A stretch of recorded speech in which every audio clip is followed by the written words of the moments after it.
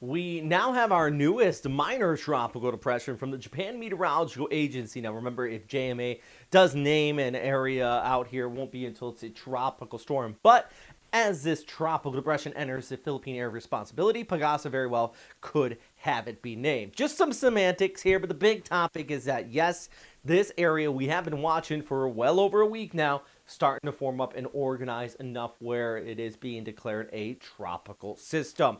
The big question is, what are the impacts going to be? Now, before I get into that, I do want to discuss, check out the YouTube page if you do want updates in Tagalog, or you know some people that might prefer that. I am experimenting with something with shorts that are in Tagalog, so please do check that out. All right, let's get into this update here, though.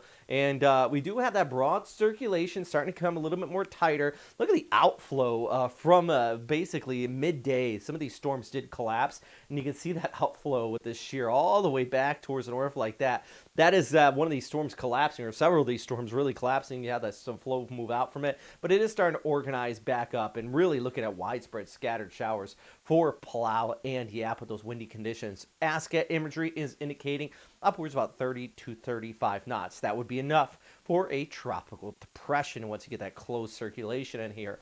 The big topic continues to be, though, not so much the center of the storm itself, but that interaction with a cold surge spilling in from the north and really just in the northern side of this. That's where the highest of the winds are going to be, the heaviest of the rainfall. And even as our storm pulls off here towards the west over the Sulu Sea past Palawan, that inflow is going to continue to impact northern Luzon as it is well back towards the north. Look at this by Wednesday. So we got scattered showers in places like Cagayan. So, yeah, it's kind of interesting. As far as the track is concerned, yeah, this is not going to turn north. Now, if you're curious, what's the center line? I just saw that in a comment right before I recorded. This is one of those storms you don't really worry too much about the center line.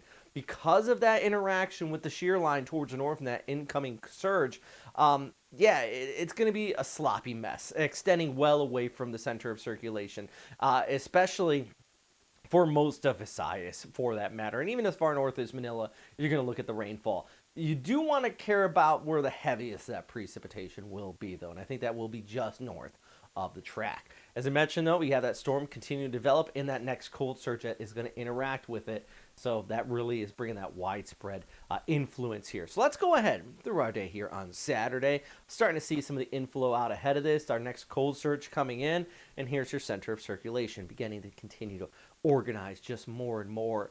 As we go ahead into Sunday, this is morning into about noontime, the rain starts to really pick up across the east coast of Mindanao. For our friends in Siargao, yes, the showers will continue throughout the day on Sunday and heading into Monday as well, even as far north as Leyte and yes, back towards Cebu, Cagayan de Oro.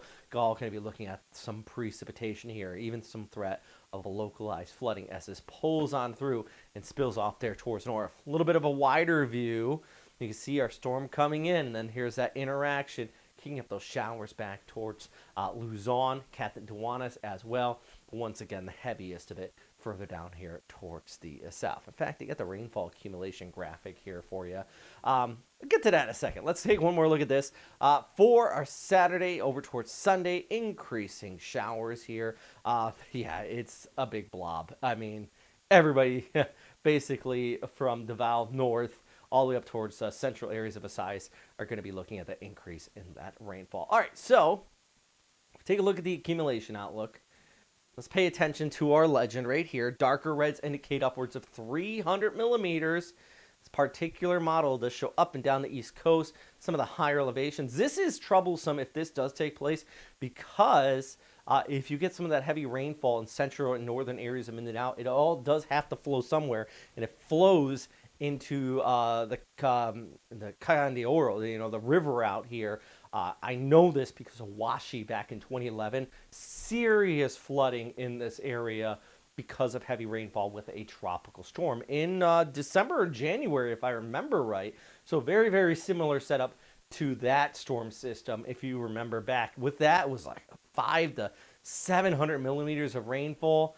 Doesn't look quite as much with this, but definitely a threat for flooding here.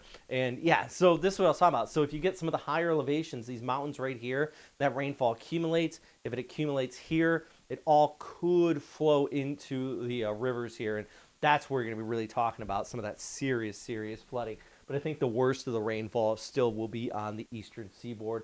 There's Siargao, but mainly mainland Mindanao, seeing the bulk of that precipitation here through our day on Sunday over towards Monday. Looking at the flyover, though, it's Tacloban. You still got some showers. Saturday, still relatively dry into Manila ahead of that cold surge, which will be arriving really as we go ahead through our Sunday into Monday as well. So I do hope this video does help. Like I mentioned, if you do want something in Tagalog, check out this channel. I'm starting to do some shorts with that. Saturday, Sunday over towards Monday, though, Siargao, our friends out here, definitely going to be seeing that rainfall in the forecast. Thank you very much, and big thanks for everybody on Patreon, guys. Can't thank you guys enough. You are the reason why these updates are just possible. So take a look at everybody's name here. Give them some shout out, a little bit of love, and yeah, thanks, guys, for making this possible. As always, stay safe out